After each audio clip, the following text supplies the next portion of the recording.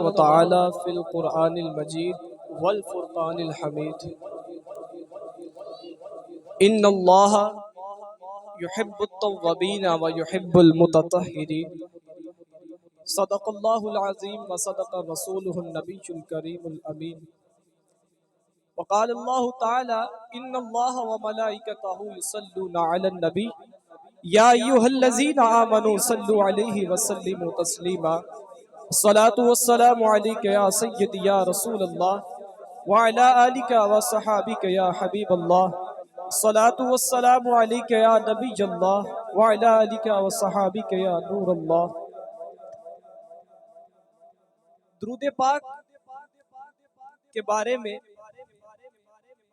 اللہ تبارک و تعالی نے فرمایا کہ میں بھی اپنے محبوب پہ درود بھیجتا ہوں، میرے فرشتے بھی درود بھیجتے ہیں، تو اے ایمان والو تم ان پر نہ صرف درود بھیجو، صرف درود نہیں بھیجنا بلکہ صلاۃ و سلام بھی بھیجو. یہ کس کا حکم ہے؟ کس کا حکم ہے؟ اللہ نے فرمایا کہ درود کس پہ بھیجنا ہے؟ نبی کریم صلی اللہ تعالی علیہ وسلم کی ذات گرامی پر. لیکن آج کا مسلمان اس چیز سے غافل ہے، درود پاک نہیں پڑھتا. ہم نے کس ذات پہ درود پڑھنا ہے؟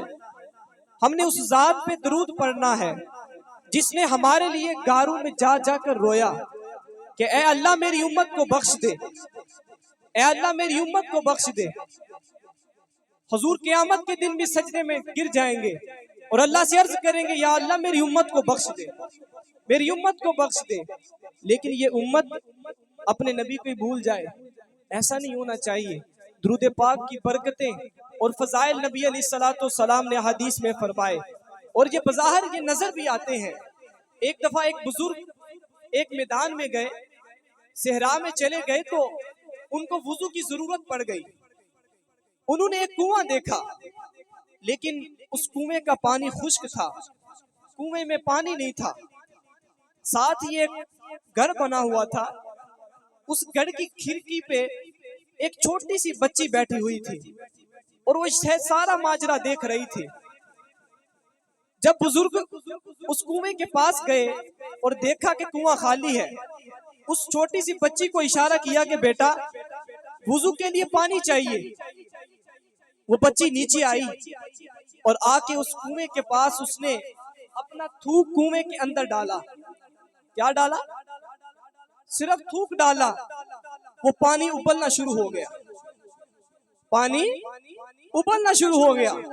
بابا جی نے پوچھا بیٹا یہ تیرے تھوک میں کیسی تاثیر ہے، کیسی برکت ہے کہ ہم تھوک پھینکیں پانی اوپر نہیں آئے، لیکن تو پھینکے تو پانی اوپر آ جائے. بابا جی نے پوچھا بچی یہ ماجرا کیا ہے؟ تو بچی بولنے لگی اس ساری جو مجھے برکت ملی ہے میں اپنے نبی صلی اللہ علیہ وسلم کی ذات گرامی پر درود پاک پڑھتی ہوں. اللہ نے یہ تمام کمال میری زبان میں عطا فرما دیا ہے، میرے تھوک میں عطا فرما دیا ہے. یہ سارے کمال اللہ نے مجھے عطا فرما دیے. یہ درود پاک کی چھوٹی سی برکت ہے.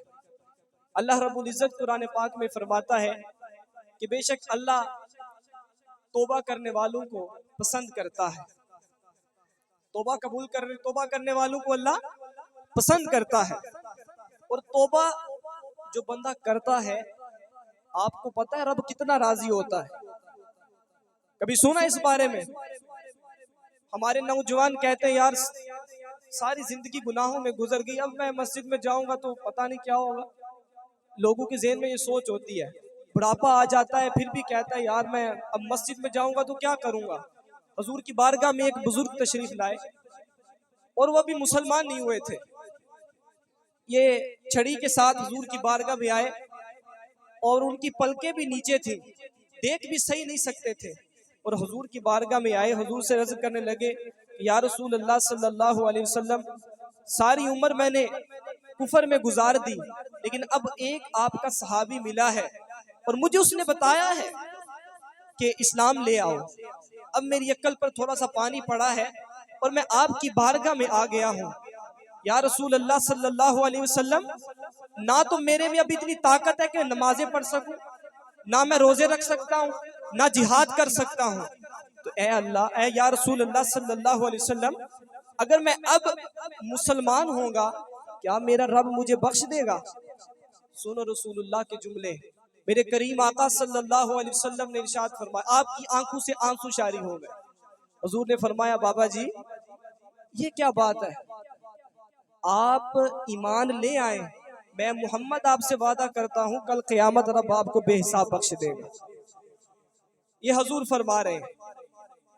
اور یہ توبہ کرنا بڑھاپے میں میٹر نہیں کرتا کہ آپ بوڑھے ہو گئے ہیں اب توبہ کریں گے رب قبول کرے گا نہیں کرے گا، یا جوان ہے توبہ کریں گے قبول نہیں کریں گے. اللہ کو توبہ بڑی پسند ہے، اور سب سے زیادہ جس بندے کی توبہ پسند ہے وہ نوجوان کی توبہ ہے. اور حضور نے اس کی ایک مثال دی. حضور فرماتے ہیں کہ تم کو پتہ ہے، صحابہ سے عرض فرمانے لگے کہ کیا تم کو پتہ ہے رب توبہ کرنے والے سے کتنا خوش ہوتا ہے، کتنا راضی ہوتا ہے؟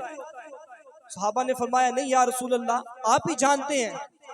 حضور فرمانے لگے، اگر ایک شخص صحرا میں چلا جائے، اپنے اونٹ پہ بیٹھ کر صحرا میں چلا جائے، اسی کے اوپر اس نے اپنے سارا کھانا پینا لادا ہو، اور وہ ایک شاخ کے اوپر اس اونٹ کو باندھ کر نیچے سو جائے،